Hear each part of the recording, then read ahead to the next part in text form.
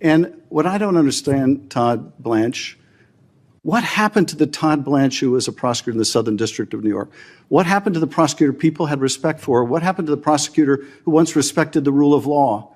What happened to the prosecutor who said that there wouldn't be a whiff of political partisanship and then prosecutes the president's enemies over Seychelles cases, over making a video stating the plain law and Constitution? What happened to the Todd Blanche of the Southern District of New York?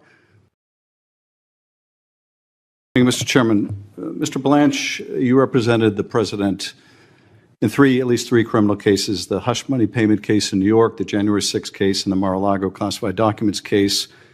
You said when you appeared last before this committee you would consult with ethics lawyers about that apparent conflict of interest in handling any case involving the president, having been his personal counsel. Did you consult with Joseph Terrell, a senior ethics lawyer at the department? I believe I met with Mr. Terrell, yes. Did Mr. Terrell tell you that ethics laws and policies required that you not be involved in cases involving your prior representation of the president? Yes. So in those three matters, the hush money payment case, January 6th case, Mar-a-Lago case, you were to recuse yourself? I'm recused, correct. Well, by the way, the cases are not ongoing, Senator, but to the extent there's any work around those cases, yes, I'm recused. So you said to CPAC a couple months ago, the other things that are happening, there is not a single man or woman at the Department of Justice who had anything to do with those prosecutions, meaning the prosecution of the president. So you're saying that it's not a conflict of interest for you to be involved in the firing of prosecutors who prosecuted your client, your former client? There's no conflict there? Is that no, there is. I wasn't involved.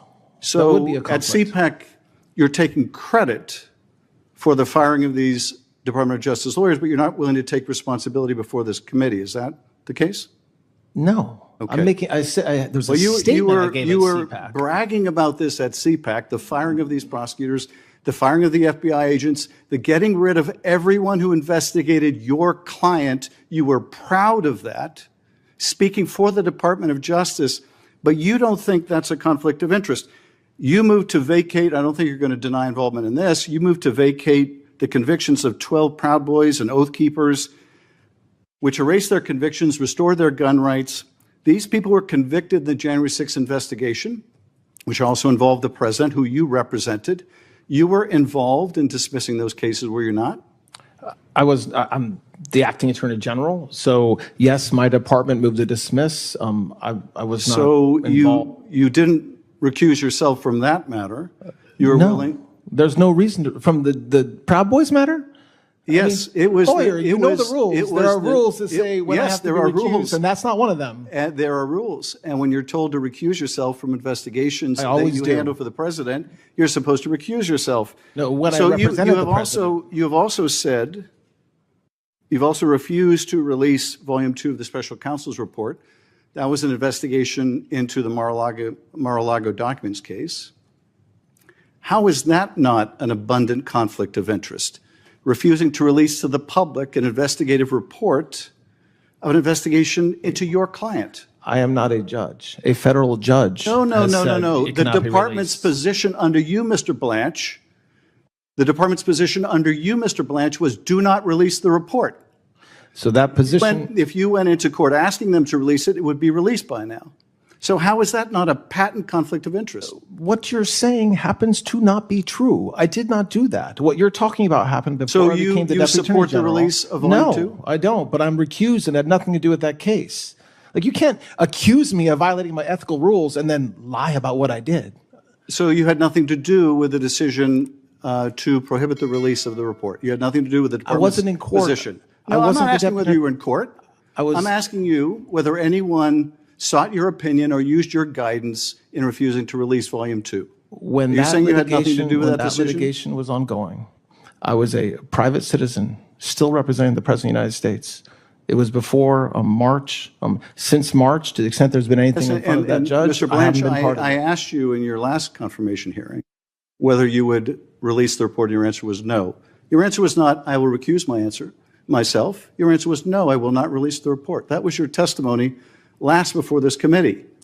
You subsequently were advised by ethics lawyers not to be involved in these matters, But it appears you were involved in these matters. Let me ask you about another matter. I wasn't involved. You can't say it appears I was involved, but I said I wasn't. Let me ask you about another one you have your name on.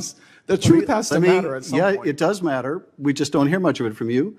But let me ask you about another matter you have your name on. I don't think you can deny responsibility here, and that is the IRS settlement agreement. So you put your name on this. That absolves the president of tax liabilities in the past. The president was convicted in the case you represented him in of falsifying business records in part for tax purposes. Does this settlement not absolve the president of any liability for tax crimes associated with what he's already been convicted of? That's not what he was convicted of. It not having to do with tax purposes. I'm happy to read the statement of facts. The participants took steps that mischaracterized for tax purposes the true nature of the payments made in furtherance of the scheme. So you know, Mr. Blanche, there was not the president. It was somebody else. Well, if the president is conspiring with others to falsify business records to help them cheat on taxes, he is also exposed to liability. You know that as well as I do. He can't be audited for that. And of course he can be. Of course he can be. And he can be prosecuted for it. But the agreement you signed on behalf of your former client, on behalf of your current client, in a staggering example of self-dealing prohibits that. Let me ask you this. Does this tax agreement, this addendum you signed, also hold him harmless from any audit or tax liability with respect to the billions in crypto money he made in his first year as president? It's not forward-looking. So to the extent there are taxes filed by the president or his sons or the Trump organization after the date of that agreement, there's no protection. Well, but before that agreement. So any taxes... He hasn't filed taxes yet for money he made last year, right? So yes. No. So if he no protection. If he filed tax returns this year for money he earned last year, that his sons earned, that his World Liberty Financial, all those people earned and defrauded taxpayers on it, he faces no liability under this agreement you signed. There's no evidence taxpayers were defrauded, and he is not protected. There's evidence in this agreement that you've absolved him of any liability over. No, I just said he's not absolved. So the question So this agreement doesn't apply to a tax return filed last year or filed this year? To tax returns filed after the date of the agreement? No, No, before the agreement. A tax return filed in this calendar year before this agreement. Before the agreement, it applies, not after. Okay, so for a tax return filed this year for last year, for the billions he made, there's no tax liability even if he cheats on his taxes or his kids do or his business do. He is absolved of that further potential liability. No. Well, it's in the plain language of your agreement. Did you write this language? You have to use the facts, though. Did you? He hasn't filed taxes yet. So when he files taxes, there's no protection based upon this agreement. Did you write this language? Did I type it up myself? Did you write this language? No. Well, you put your name to it. I did. So who wrote this? I don't know the person that actually typed it. I don't know who it is. Was it one of the president's lawyers, or was it someone from the Justice Department or IRS? This document would have been somebody within the Department of Justice. Well, you have no idea who that is. I don't know the name of the person that typed it up. And did you debate with them the statute of limitations, which clearly would preclude the president's claim, this $10 billion lawsuit?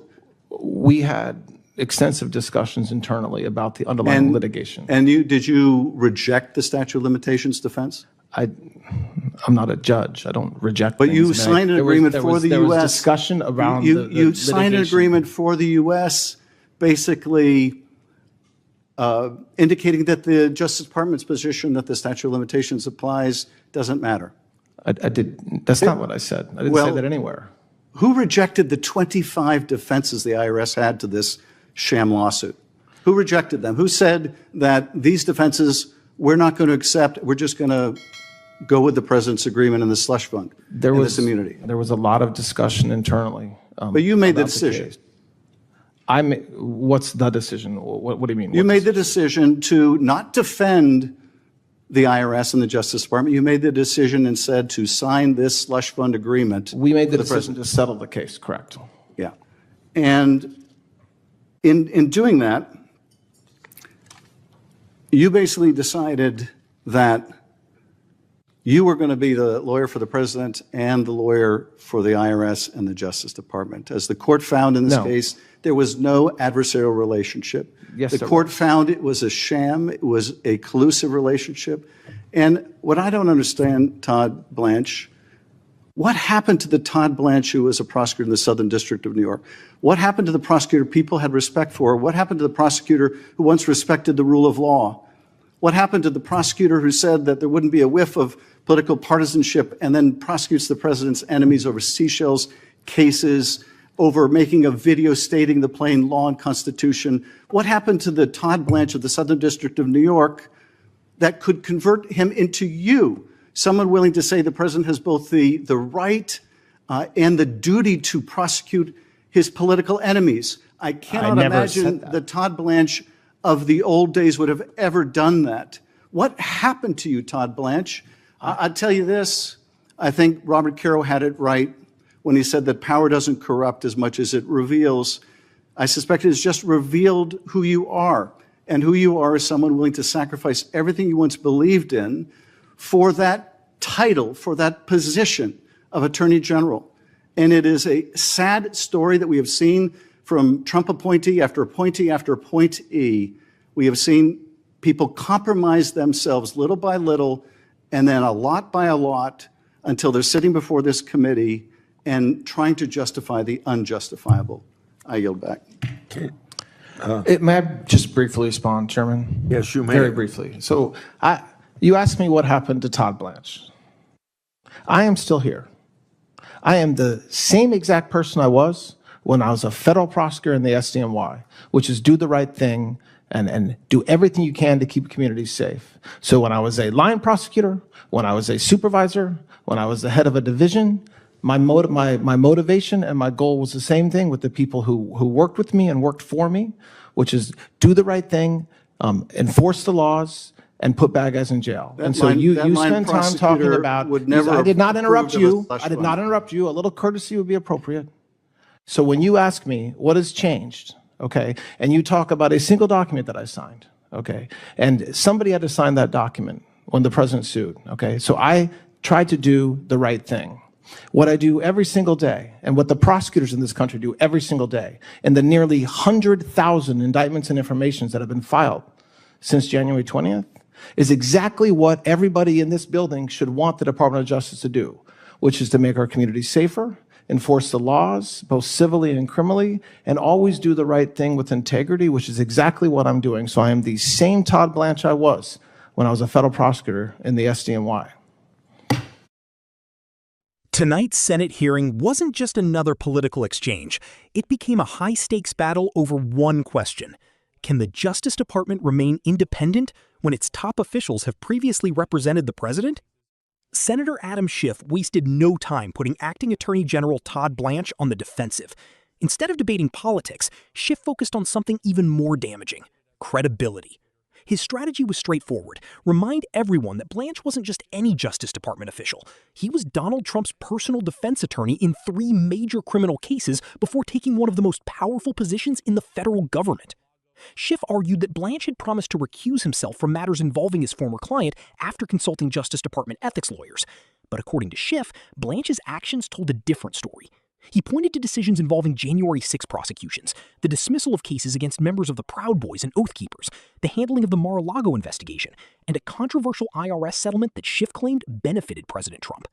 One of the hearing's most memorable moments came when Schiff asked what happened to the Todd Blanche people respected. It wasn't just a personal criticism, it was a carefully crafted political message. Schiff wasn't simply accusing Blanche of making questionable decisions. He was suggesting that power and loyalty had changed the man who once built his reputation as a respected federal prosecutor. Blanche pushed back forcefully. He insisted he followed every ethical requirement, rejected claims that he violated recusal rules, and argued that Schiff was misrepresenting both the facts and the law. Throughout the hearing, Blanche maintained that his only responsibility was enforcing the law and keeping communities safe. He repeatedly stated that he is the same Todd Blanche who served as a federal prosecutor in New York. But politically, the hearing wasn't only about legal technicalities. It reflected a much larger debate over the future of the Justice Department. Critics of the Trump administration argue that former personal attorneys should not be making decisions that could affect their former client, even if those decisions are legally defensible.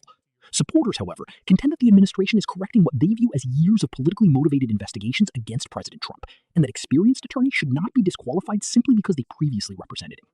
The IRS settlement became another major flashpoint. Schiff argued that the agreement effectively shielded Trump from potential tax liability, while Blanche rejected that interpretation and maintained the settlement was lawful and misunderstood. Neither side backed down, leaving viewers with two very different versions of the same document. In the end, the hearing highlighted how political oversight often extends beyond legal questions. Schiff sought to frame the issue as one of ethics, conflicts of interest, and public trust. Blanche framed it as a matter of following the law while rejecting what he described as inaccurate accusations. Whether this hearing changes public opinion will likely depend less on the legal arguments themselves and more on which narrative voters find more convincing: the claim that the Justice Department's independence is being compromised, or the argument that political opponents are using ethics accusations to undermine officials serving in the Trump administration. And that's what made this exchange more than just another Senate hearing. It became another chapter in the ongoing battle over the role, independence, and credibility of America's Justice Department. And that's what made this exchange more than just another Senate hearing. It became another chapter in the ongoing battle over the role, independence, and credibility of America's Justice Department.